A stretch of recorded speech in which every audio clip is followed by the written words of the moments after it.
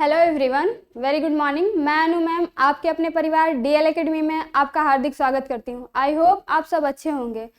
आज हम type of communication के बारे में पढ़ेंगे और पिछली क्लास में हमने क्या पढ़ा था? Basic of communication. Basic communication के बेसिक्स के बारे में बताया था, क्या क्या इसमें प्रोसेस होता है उसके बारे में बताया था, कितने स्टेप्स होते हैं उसके बारे में बताया था। तो थोड़ा सा हम रिमाइंड करेंगे कि हम पिछली क्लास में क्या पढ़े थे। जिन्होंने क्लास नहीं देखी है पिछली, वो जाकर यूट्यूब पे या फिर हमारे एप्लीकेशन पे देख लें, ताकि ये क्लास टाइप ऑफ कम्युनिकेशन उनको ज़्यादा समझ में आएगा। ओके, आज हम थोड़ा सा देख लेते हैं कि क्या हमने पिछली क्लास में पढ़ा था। मैंने बताया था आप लोगों को कम्युनिकेशन के बारे में। कम्युनिकेशन एक प्रोसेस होता है। कम्युनिकेशन का हिंदी होता है संचार। जो भी इंफॉर्मेशन, फीलिंग्स या फिर डाटा आप शेयर करते हैं, तो किस तरह से आप शेयर करते हैं, इसी प्रोसेस को कम्युनिकेशन कहते हैं। ठीक है, ये वर्ड कहाँ से आया है? लैटिन लैंग्वेज के बारे में बताया था। लैटिन लैंग्वेज का एक वर्ड है कम्युनिकेयर, जिसका क्या अर्थ होता है? टू शेयर, मतलब साझा करना या बांटना। टू शेयर, साझा करना या बांटना। अपनी इंफॉर्मेशन, अपनी फीलिंग्स, अपने आइडियाज आप किसी को दे रहे हैं, किसी को बांट रहे हैं, तो साझा कर रहे हैं उस चीज को। इसी प्रोसेस को कम्युनिकेशन कहते हैं। कम्युनिकेयर वर्ड से ही कम्युनिकेशन की उत्पत्ति हुई है। ठीक है, कम्युनिकेयर वर्ड से ही कम्युनिकेशन की उत्पत्ति हुई है। आगे मैंने आप लोगों को बताया था कि प्रोसेस ऑफ कम्युनिकेशन क्या क्या प्रोसेस है। पहला था आइडिएशन। आइडिएशन जो सेंडर द्वारा होता है। और दूसरा क्या था? एनकोडिंग।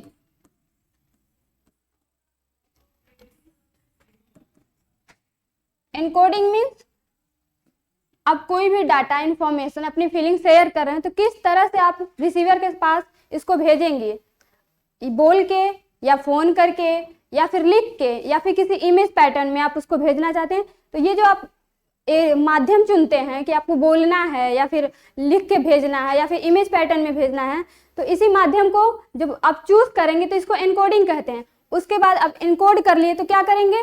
ट्रांसमिट करेंगे। तो एक ट्रांसमिशन चैनल का यूज होगा। ट्रांसमिशन,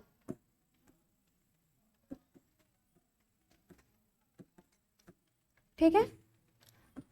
अब आपने ट्रांसमिट कर दिया। अब ट्रांसमिट किया है तो कहीं ना कहीं तो जाएगा है, तो ये जाएगा रिसीवर के पास। तो रिसीवर इसे क्या करेगा? डिकोडिंग।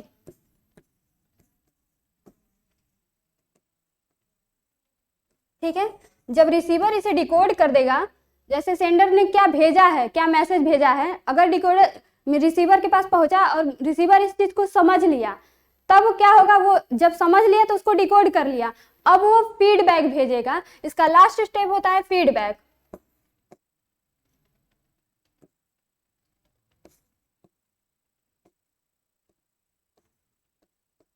फीडबैक, ठीक है। जब ये रिसीवर फीडबैक भेज देगा तो आपके यहीं पर कम्युनिकेशन क्या होती है? कंप्लीट होती है।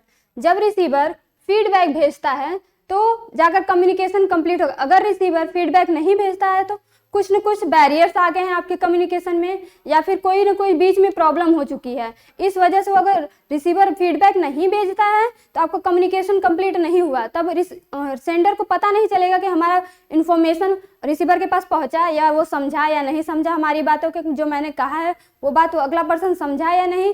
तो जब फीडबैक रिसीवर भेजता है तब जाकर ये कम्युनिकेशन की प्रक्रिया कंप्लीट होती है। तो यही हमने पिछली क्लास में पढ़ा था। कितना छोटा है ना? तो हमारा जो प्रोसेस ऑफ कम्युनिकेशन था बस यही, इतना ही है। आज हम टाइप ऑफ कम्युनिकेशन के बारे में पढ़ेंगे। कितने टाइप के कम्युनिकेशन होते हैं, किस तरह से किए जाते हैं, क्या क्या चीज़ें इसमें इन्वॉल्व होती हैं, क्या नहीं होती हैं, इन सब चीज़ों के बारे में हम आज बात करते हैं। ठीक है, चलते हैं अपने नेक्स्ट टॉपिक पर। Type of communication. Type of communication आज का हमारा टॉपिक है। टाइप ऑफ कम्युनिकेशन जो है 3 बेसिस पे बांटा गया है। पहला बेसिस है एक्सप्रेशन, मेथड और मीडिया, एक्सप्रेशन जैसे आप किसी चीज़ को एक्सप्रेस कर रहे हैं, अभिव्यक्त कर रहे हैं किसी पर्सन के सामने, तो किस तरह से एक्सप्रेस कर रहे हैं, अगला पर्सन आपसे इम्प्रेस हो रहा है या नहीं हो रहा है, या फिर आपको एवं ही सुन रहा है, आप किस एक्सप्रेशन आप किस तरह से एक्सप्रेस कर रहे हैं। मीडिया क्या मतलब किस माध्यम से आप उसको भेज रहे हैं और किस माध्यम से आप बता रहे हैं, जैसे कि आप फ़ोन कर रहे हैं या फिर लेटर लिख रहे हैं या फिर व्हाट्सअप कर रहे हैं या फिर इमेज पैटर्न के द्वारा आप उसे बता रहे हैं, दिखा रहे हैं या इशारे में बता रहे हैं, तो किस मीडिया से आप बता रहे हैं उसके बारे में, और किस मेथड से बता रहे हैं, किस विधि से बता रहे हैं उसके बारे में। तो ये पहला बेसिस है। और दूसरा बेसिस क्या है, on the basis of flow of information, में प्रवाह के आधार पर। प्रवाह के आधार पर इससे क्या मतलब है, इसमें पद की बात की जाती है, जैसे कि एक मैनेजर दूसरे मैनेजर से बात करता है, एक दूसरे मैनेजर से बात करता है तो किस तरह से बात करता है, किस लहजे में बात करता है, उसे ऑर्डर देता है या फिर उसे उसकी बात सुनता है तो किस तरह से बात करता है, उसकी बात होती है। या फिर एक मैनेजर अपने सीनियर मैनेजर से बात करता है, या इंजीनियर की बात कर लें, एक जूनियर इंजीनियर अपने सीनियर इंजीनियर से बात करता है तो किस तरह से बात करता है, या फिर सीनियर इंजीनियर अपने जूनियर इंजीनियर से कैसे बात करता है, तो इसमें पद की बात की जाती है। इसमें भी अलग अलग हॉरिजॉन्टल, वर्टिकल और क्रॉस वाइज टाइप से बांटा गया, जो हम आगे पढ़ेंगे। थर्ड बेसिस है ऑर्गेनाइजेशनल रिलेशन। ऑर्गेनाइजेशनल मतलब संगठन, इसमें संगठन की बात की जाती है। जैसे संगठन से क्या मतलब है, आप किसी कंपनी में गए, वहां पर बहुत सारे लोग होंगे, तो आप अभी किसी इंटरव्यूअर से बात कर लेते हैं, सपोज इंटरव्यूअर से बात करें तो किस तरह से बात करते हैं, उनसे ऐसे नॉर्मली तो बात करेंगे नहीं, उनसे किसी टॉपिक या किसी पर्पस से बात करेंगे, तो उनसे बात करने का एक तरीका होगा, एक मैनर होगा। तो उसमें संगठन के, आप घर में रहते हैं, गांव में रहते हैं, तो घर में भी एक संगठन, आपका परिवार है तो परिवार में एक लोग तो होते नहीं हैं, तो वो भी एक संगठन का ही रूप होता है। उसमें मम्मी पापा, भाई बहन, भैया भाभी सब लोग होते हैं, तो एक पूरा परिवार जो है एक संगठन का रूप है। तो घर में किस तरह से बात की जाती है, इन सब चीज़ों के बारे में हम पढ़ेंगे। इसमें भी फॉर्मल, इनफॉर्मल, ये सब चीज़ें आती हैं जो हमें आगे पढ़नी है। तो हम बारी बारी से एक सारे बेसिस पर पढ़ेंगे क्या क्या इसमें आते हैं। तो आइए देखते हैं। On the basis of expression method और मीडिया, इस पे कौन से टाइप्स हैं। On the basis of expression method media पर दो टाइप्स में बांटा गया है। पहला वर्बल कम्युनिकेशन और दूसरा नॉन वर्बल कम्युनिकेशन। जैसा कि देख के पता चल रहा है कि वर्बल कम्युनिकेशन जो आप बोल सके, देख सके और लिख सके। वर्बल कम्युनिकेशन वही है जो आप बोल के कर सके, लिख के कर सके या देख सके, पढ़ सके उसको, वो है verbal communication. Verbal communication word शब्दों का यूज होता है, जैसे आप किसी शब्द या लैंग्वेज भाषा का यूज करके जब कम्युनिकेट करते हैं तो ये क्या है, verbal communication. Utilisation of word है और लैंग्वेज, ठीक है। इसमें दो चीज़ें बांटी गई हैं, वर्ब ओरल और रिटेन।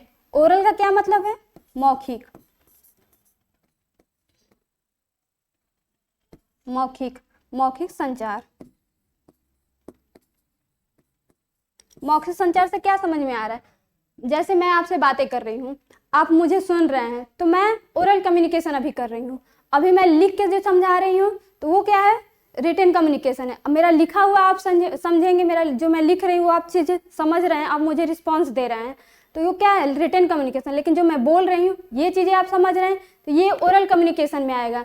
तो जब आप फ़ोन पे बात कर सकते हैं या फिर सामने फेस टू फेस बात कर सकते हैं या फिर फ्रेंड से बात कर सकते हैं, जो बोल के बातें की जाती हैं वो ओरल कम्युनिकेशन है। अब बात करें रिटन कम्युनिकेशन, मतलब लिखित रूप से जो कम्युनिकेशन करते हैं, लिखित संचार। लिखित संचार क्या है, जैसे आप लेटर लिख सकते हैं, लिखित में क्या लेटर लिख सकते हैं, व्हाट्सएप पे लिख के भेज सकते हैं, आप माध्यम चुनेंगे, व्हाट्सएप पे लिख के भेज सकते हैं, इंस्टा पे या सोशल मीडिया पे कहीं भी लिख के, अगर किसी से कम्युनिकेट कर, किसी से बात करना चाहते हैं तो लिख कर जब बातें करते हैं तो वो रिटन कम्युनिकेशन में है। रिटन कम्युनिकेशन में बहुत टाइप्स के, आप पहले के टाइम में क्या होता था, लेटर लिखा जाता, अब क्या है, सोशल मीडिया इतना आगे बढ़ चुका है कि आप कभी भी व्हाट्सएप पे कर सकते हैं, टेक्स्ट मैसेज कर सकते हैं, इंस्टा पे कर सकते हैं, फेसबुक पे कर सकते हैं, ट्विटर पे कर सकते हैं, या फिर ये सब नहीं करना है तो लेटर लिख के आप भेज सकते हैं, पोस्ट कर सकते हैं। तो ये कैसा कम्युनिकेशन है, लिखित रूप से कम्युनिकेशन है। रिटन कम्युनिकेशन के अंदर ये सारी चीज़ें आती हैं, ठीक है। बात करें अगर इन दोनों की कंपैरिजन करें तो ओरल कम्युनिकेशन फास्ट होता है, ठीक है, it is fast, it is fast,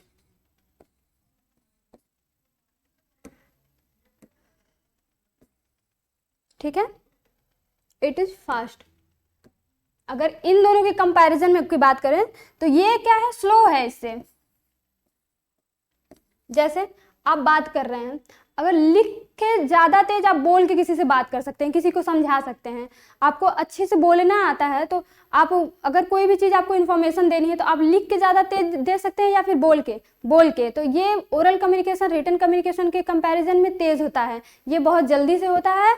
और इसमें क्या होता है कि अगर आपको बोलने का तरीका क्या ओरल स्किल आती है, कम्युनिकेशन स्किल आती है, तो आपको लिखने की ज़रूरत नहीं पड़ती। आप बोल के भी किसी को कुछ भी समझा सकते हैं, किसी से बातें कर सकते हैं, कहीं भी बात कर सकते हैं। जैसे कि आप इंटरव्यूअर के पास जाते हैं या फिर अपने टीचर के पास जाते हैं, तो आप पहले बोल के अपना इंटरव्यू देंगे, अपना प्रोटोकॉल देंगे, तो बोल कर देते हैं। तो अगला पर्सन जो इंटरव्यूअर है या फिर आपके टीचर हो गए, तो वो क्या है, आप बोलते हैं वो समझ जाते हैं, तो ये वहाँ पर भी आपका कम्युनिकेशन हो रहा है।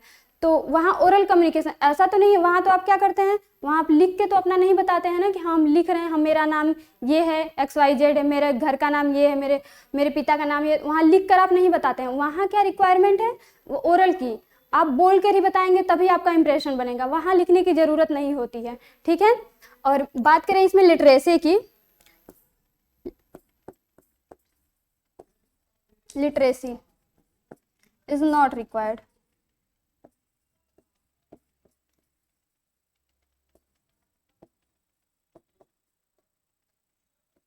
और इसमें क्या होता है, रिक्वायर्ड होता है।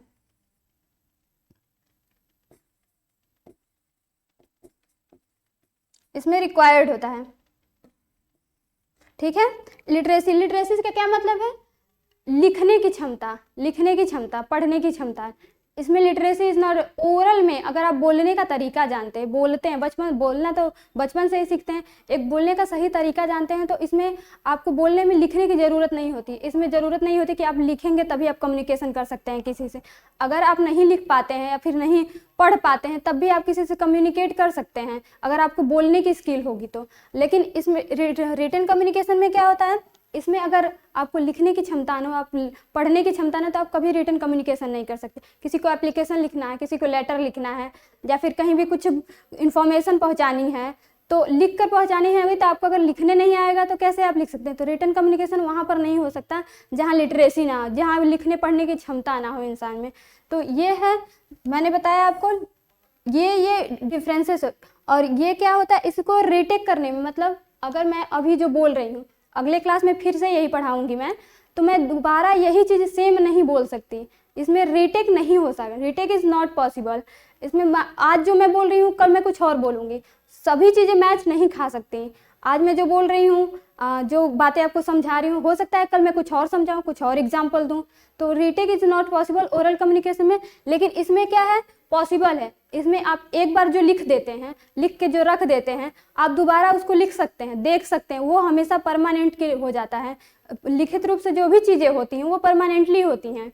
जैसे कि आप कोई कुछ भी लिख रहे हैं, आप उसे रख दें, अगर आपको उसको रीटेक करना है, उसको देखना है, तो आप वहाँ से देख सकते हैं, फिर से उस चीज़ को रिमाइंड कर सकते हैं। तो ये चीज़ें इसमें बेनिफिट होती हैं। आगे देखते हैं non verbal communication. Non verbal communication क्या होता है, बिना बोले, बात वर्ड से ही पता चल रहा है, बिना बोले, बिना बोले जो कम्युनिकेशन बिना बोले होता है, जैसे क्या, बॉडी लैंग्वेज। बॉडी लैंग्वेज में तो शारीरिक भाषा,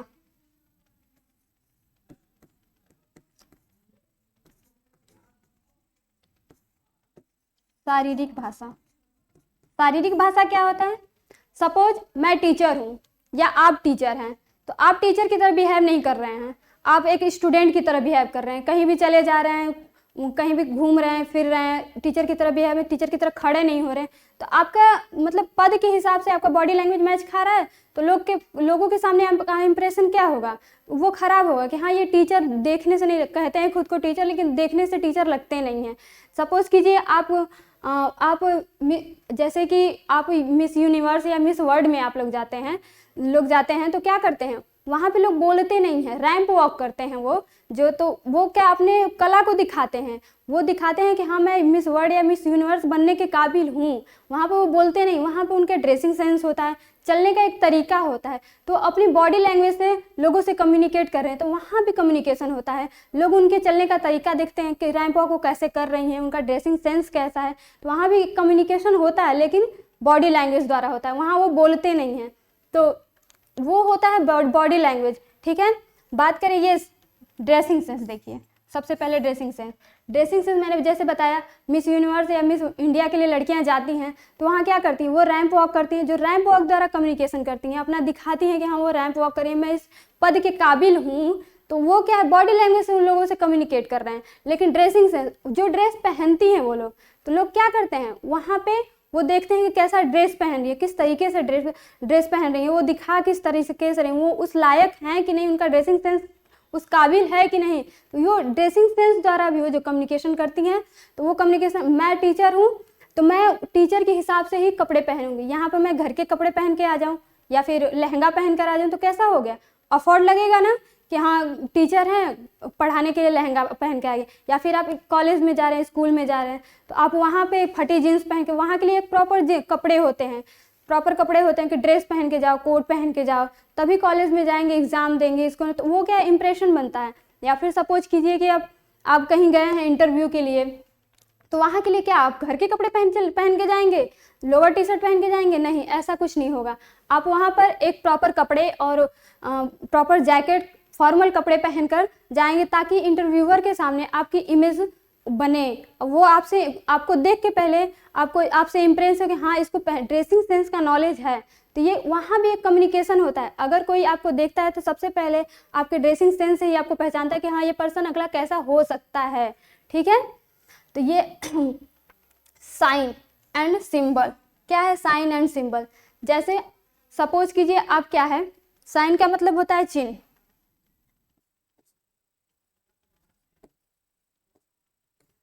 और सिंबल का मतलब होता है प्रतीक। चिन्ह और प्रतीक द्वारा कम्युनिकेशन कैसे होता है, चिन्ह जैसे आप करते हैं, सपोज कीजिए आप ट्रैवल कर रहे हैं तो ट्रैफिक सिग्नल लगा रहता है, ट्रैफिक सिग्नल में साइन होता है, क्या रेड होता है, ग्रीन होता है, तो रेड जब होता है, रेड ग्रीन येलो, रेड जब होता है तो आपको वहाँ पर तो कोई ट्रैफिक सिग्नल वाला नहीं होता है कि हाँ आप रुक जाइए या फिर तेज चलिए या फिर धीमे चलिए, ये कहने वाला, तो आप सिग्नल देख के समझते हैं कि हाँ हमको रुकना है या धीरे चलना है या चलना है, हमको चलते ही रहना है। अगर रेड होता है तो आप क्या समझते हैं कि हाँ हमें तुरंत अभी रुक जाना है हमको आगे, क्योंकि खतरा है, तो आप वही रेड साइन देख के ही समझते हैं कि हाँ हमें आगे नहीं जाना है, हमको रुकना है। अगर येलो होता है तो आपको धीरे चलना है, आपको उस रेड सिग्नल से आपको पता चलता है कि हमको धीरे चलना। अगर ग्रीन हो गया तो आप क्या समझते हैं कि हाँ हमको चलते जाना है, आगे कोई प्रॉब्लम नहीं है। तो वो क्या है, साइन के तरीके से आप कम्युनिकेट कर रहे हैं, वहाँ पे भी आप समझ रहे हैं, वो साइन आपको बता रहा है कि हाँ आपको क्या करना है, आप उसकी लैंग्वेज को समझ रहे हैं, तो क्या यहाँ भी एक कम्युनिकेशन हो रहा है। बात करें सिंबल की, सिंबल से आप कैसे कम्युनिकेशन कर रहे हैं, सिंबल जैसे सपोज इंडिया का कोई प्रधानमंत्री और एक चाइना का प्रधानमंत्री एक दूसरे से मिलने आ रहे हैं, तो हमें तो नहीं पता है कि कौन इंडिया का है, कौन वो पाकिस्तान का है या फिर चाइना का है, तो वो क्या करते हैं, अगले पर्सन को, वो दोनों जान रहे हैं कि इंडिया के हैं हम या फिर पाकिस्तान के या चाइना के हैं, लेकिन और अदर व्यक्ति वहाँ पर खड़ा होगा या फिर सारी दुनिया जो ऑडियंस उनको देख रही है, उनको थोड़ी पता है कि कौन इंडिया का है, कौन पाकिस्तान का है, कौन चाइना का है। तो वो क्या करते हैं, एक अपने सामने एक प्रतीक रख लेते हैं, मतलब एक सिंबल रखते हैं। वो सिंबल का रूप क्या होता है, फ्लैग। इंडिया वाला अपने सामने रख लेगा फ्लैग, इंडिया का झंडा, तिरंगा, चाइना वाला अपने यहाँ का झंडा रख लेगा और पाकिस्तान वाला अपने वाला यहाँ का झंडा। तो वो क्या कम्युनिकेशन हो रहा है, वो सिंबल द्वारा हो रहा है। वहाँ सिंबल क्या है, झंडा के रूप का है। तो किसी जो भी ऑडियंस देख रही है तो वो कैसे पहचान रही है, उसी सिंबल से जान रही है कि हाँ ये इंडिया का प्रेसिडेंट है, वो चाइना का प्रेसिडेंट है, वो पाकिस्तान का प्रेसिडेंट है। तो वो कम्युनिकेशन ऑडियंस के बीच में और प्रधानमंत्री के बीच में भी हो रहा है। लोग जान रहे हैं कि हाँ कौन सा इंडियन है, कौन सा चाइनीज है, कौन सा पाकिस्तानी है। उस सिंबल से लोग पहचान जाते हैं कि हाँ ये यहाँ का है, ये वहाँ का है। ठीक है, तो ये कैसा कम्युनिकेशन है, ये सिंबल द्वारा कम्युनिकेशन है। वॉइस या ऑडियो की बात करें, वॉइस या ऑडियो मीन्स आवाज, आवाज या इसको कह सकते हैं टोन। टोन, टोन का मतलब क्या है, किस तरह से, किस टोन में आप बात कर रहे हैं। जैसे किस टोन से क्या मतलब है, आप एक सपोज कहीं गए, आप इमोशनल सिचुएशन में, कोई डेथ कर गया, तो वहाँ पर आप कभी हंस के नहीं बात कर सकते, या फिर बहुत खुशी प्रसन्नता, अपनी प्रफुल्लता नहीं दिखा सकते कि हम बहुत प्रसन्न हैं, बहुत खुश। आपको उस तरह से वहाँ पे अपने खुद को ढालना पड़ेगा कि हाँ हम ऐसी जगह पर आए हैं तो हमको वैसा बिहेव भी करना है, आपके बोलने का तरीका भी वैसा हो, आपका चेहरे का एक्सप्रेशन भी वैसा हो कि हाँ हम इमोशनल सिचुएशन में आए हैं, हम ऐसी जगह पर आए हैं कि जहाँ पर हम खुश नहीं हो सकते। ठीक है, जैसे आप ये भी हो सकता है, या फिर आप कहीं खुशी वाली जगह है तो आप वहाँ पर मुंह लटका के तो नहीं बोल बैठ जाएंगे कि हम मुंह लटका के बैठ गए, या फिर हम बहुत नाराज हैं, बहुत दुख है आपको, तो वहाँ पर क्या होता है, आपका इंप्रेशन खराब होता है। आपके चेहरे के एक्सप्रेशन से, या फिर आपके बोलने के एक्सप्रेशन से, आपके टोन से लोग समझते हैं कि आप हंस रहे हैं, या खुश हैं, या फिर नाराज हैं, या फिर मायूस हैं। इन सब चीज़ों के आपके टोन पर निर्भर करती है। तो ये सारी चीज़ें आपको समझ में आई। कम्युनिकेशन मतलब बोल कर या लिख कर, बोल कर या लिख कर, दोनों हो सकता है, लिख कर, या फिर नॉन वर्बल कम्युनिकेशन हो गया बिना बोले। जैसे इसमें बॉडी लैंग्वेज के बारे में बताया था मैंने, बॉडी लैंग्वेज जैसे मिस यूनिवर्स या मिस वर्ल्ड अपनी तरह अपना कम्युनिकेशन करते हैं अपने टैलेंट के द्वारा, तो वो बॉडी लैंग्वेज द्वारा कम्युनिकेट करती हैं। साइन एंड सिंबल के बारे में बताया था मैंने, साइन जैसे ट्रैफिक सिग्नल हो गया, वो वहाँ जो साइन होता है उससे जो आप समझते हैं तो क्या है, साइन द्वारा कम्युनिकेशन हो गया। सिंबल मीन्स जैसे कोई फ्लैग द्वारा, वो फ्लैग एक सिंबल का रूप होता है, तो वहाँ से जो लोग समझते हैं तो वो क्या है, symbol communication. Voice means tone की बात करते हैं कि किस टोन में आप बात कर रहे हैं, तेज बात कर रहे हैं, स्लो बात कर रहे हैं, या फिर आपका टोन कैसा है, तीखा टोन है, सुरीला टोन है, या फिर एक टेंडेंसी है आप में कि नहीं, कोमलता है कि नहीं। ड्रेसिंग सेंस के बारे में भी मैंने बताया कि आपका ड्रेसिंग सेंस कैसा होना चाहिए, हर जगह का एक प्रॉपर ड्रेस होना चाहिए। जैसे आप कहीं फॉर्मल जगह पर गए, इंटरव्यू के लिए गए या पार्टी में गए तो पार्टी वियर कपड़ा पहनेंगे, कॉलेज गए तो उसके लिए यूनिफॉर्म होगा, घर पर हैं तो घर के लिए नॉर्मल कपड़े लोअर टी शर्ट होंगे। तो हर जगह का एक प्रॉपर ड्रेस होता है, तो आपके पास ड्रेसिंग सेंस है कि नहीं, उस तरह से भी लोग आपको जज करते हैं कि हाँ इस पर्सन के पास हमको मतलब ड्रेसिंग करने का सेंस है, कपड़े पहनने का एक तरीका है। तो मैंने ड्रेसिंग सेंस के बारे में भी बताया। ठीक है, हमारी नेक्स्ट टॉपिक है, आगे देखिए, जो दूसरा बेसिस मैंने बताया था, flow the basis of, on the basis of flow of information. Okay, जिसमें क्या है, हॉरिजेंटल कम्युनिकेशन। हॉरिजेंटल का हिंदी क्या होता है, क्षैतिज, क्षैतिज।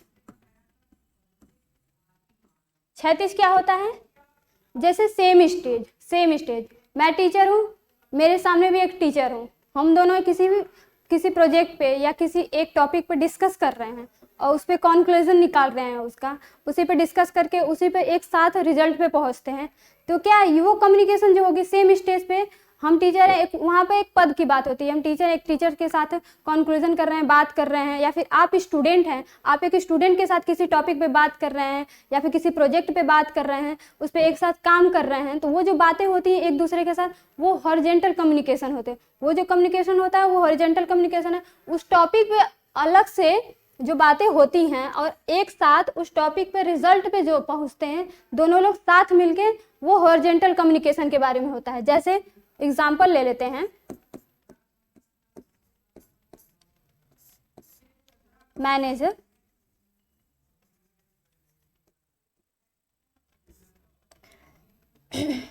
मैनेजर,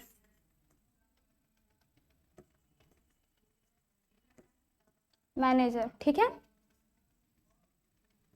मैनेजर, ये दोनों एक दूसरे से पैरेलल है, मतलब क्षैतिज है, एक दूसरे के साथ हैं, एक दूसरे के सेम स्टेज पर हैं, सेम पद पर हैं, सब कुछ इक्वल है और इक्वल एक साथ काम भी करते हैं किसी एक टॉपिक पे, किसी एक बात पे। आप किसी प्रोजेक्ट पे काम करेंगे तो एक ग्रुप बनेगा, तो सब लोग तो सेम स्टेज के, क्योंकि सब लोग स्टूडेंट हैं, तो सब लोग एक ही टॉपिक पे सब लोग काम करेंगे, उस प्रोजेक्ट को बनाएंगे, तो एक साथ वो प्रोजेक्ट बनेगा, एक साथ उस पर रिजल्ट पे जाएंगे। तो ये कैसा कम्युनिकेशन, ये हॉरिजॉन्टल कम्युनिकेशन के अंतर्गत आएगा। दूसरा क्या है, वर्टिकल। वर्टिकल मीन्स क्या होता है, लंबवत।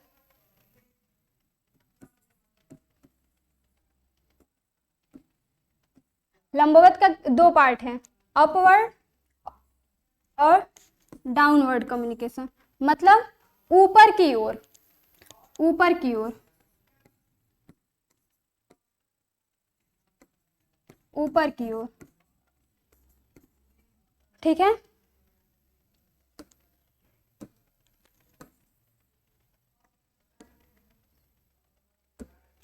और डाउनवर्ड से क्या मतलब है, नीचे की ओर,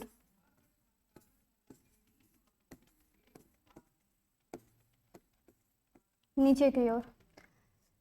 अब ऊपर की ओर से क्या मतलब है, जैसे आपने आरोही क्रम पढ़ा होगा, आरोही क्रम आप क्या पहले स्टेज से स्टार्ट करते हैं, पहले 1 फिर 2 फिर 3 फिर 4, ये क्या है, आरोही क्रम है, इसी को अपवर्ड कहेंगे। अब मैंने बताया था कि ये जो है फ्लो ऑफ इंफॉर्मेशन, इसमें पद की बात की, पोस्ट की बात की जाएगी। जैसे आप किसी कंपनी में गए, वहाँ पर एक कर्मचारी भी होगा, उसके ऊपर मैनेजर होगा, क्लर्क होगा, सीनियर मैनेजर होगा, फिर उसका सीईओ होगा, तो वो क्या है, पद है। कैसे मैनेजर अपने सीईओ से बात करेगा और मैं कैसे मैनेजर अपने लोअर मैनेजर से बात करेगा, और लोअर मैनेजर जो होते हैं अपने क्लर्क से क्या बात करेंगे, इसकी बात करें। तो इसमें अपवर्ड से क्या मतलब है, अपवर्ड से क्या मतलब, पहले कर्मचारी आएंगे, कर्मचारी अपने मैनेजर से किस तरह से बात करें, अगर उनको एप्लीकेशन चाहिए, उनको छुट्टी चाहिए, तो वो क्या करेंगे, एक कर्मचारी को सपोज कीजिए छुट्टी चाहिए, तो वो सबसे पहले क्या करेगा, वो अपनी एप्लीकेशन लिखेगा, वो अपने मैनेजर को देगा, मैनेजर क्या करेगा, अपने सीईओ को देगा, ठीक है। सीईओ फिर उसके बाद अप्रूव करेगा उस चीज़ को, तब जाके कर्मचारी को छुट्टी मिलेगी। ऐसा तो नहीं है कर्मचारी क्या कह देगा कि हाँ हमको छुट्टी चाहिए और उसको छुट्टी मिल गई, तो नहीं, ऐसा वहाँ पे एक स्टेज की बात की जाती है और एक प्रॉपर रूल की बात की जाएगी, वहाँ रूल और रेगुलेशन फॉलो करना पड़ेगा। ये नहीं समझ में आया, आप सपोज कीजिए अपने कॉलेज में है, कॉलेज में आपको छुट्टी चाहिए, तो आप क्या करते हैं, एक दिन की छुट्टी चाहिए तो आप पहले एप्लीकेशन लिखेंगे, फिर अपने क्लास टीचर को देंगे, क्लास टीचर और ले जाकर फिर उसके बाद वो क्या बोलते हैं हम, अब आपके जो अपर टीचर होते हैं उनको देंगे, फिर वो जाकर मैं प्रिंसिपल को देंगे, प्रिंसिपल जाकर आपको छुट्टी की मंजूरी देगा, तब जाके आपको छुट्टी मिलेगी, उससे पहले आपको छुट्टी नहीं मिलेगी। तो ये चीज़ क्या है, ये पद की बात है, तो प्रॉपर रूल्स के साथ एक रूल्स फॉलो किया जाता है, एक स्टेज के बाद एक स्टेज फॉलो किया जाता है, तब जाके अप्रूव होता है। तो ये क्या है, अपवर्ड कम्युनिकेशन, ठीक है। तो इस तरह से जो कम्युनिकेशन होता है अपवर्ड, यही चीज़ सेम है डाउनवर्ड। जब एक प्रिंसिपल को कोई ऑर्डर देना होगा या कोई काम करवाना होगा अपना, तो वो क्या कहेगा, अपने नीचे वाले पद के व्यक्ति को कहेगा, वो क्या कहेगा, क्लास टीचर को कहेगा। अगर स्टूडेंट के लायक वो कार्य है तो क्लास टीचर क्या कहेगा, स्टूडेंट को कहेगा, तब जाकर वो स्टूडेंट वो कार्य को करेगा। तो ये क्या है, डाउनवर्ड कम्युनिकेशन। तो इस तरह से डाउनवर्ड कम्युनिकेशन होता है, ठीक है। ये चीज़ें आपको समझ में आई होंगी आई होप। अगर नहीं आई होंगी तो आप इस चीज़ को दोबारा रिपीट करके देखिएगा, जरूर समझ में आए। अगर फिर भी ना समझ में आए तो आप कमेंट सेक्शन में जरूर कमेंट कीजिए कि हाँ मैम ये चीज़ें मुझे नहीं समझ में आई, तो मैं आपको दोबारा समझाऊंगी, ठीक है। आज की क्लास हमारी इतनी ही रहेगी, नेक्स्ट क्लास हमारी नेक्स्ट डे होगी। तब तक के लिए थैंक यू सो मच।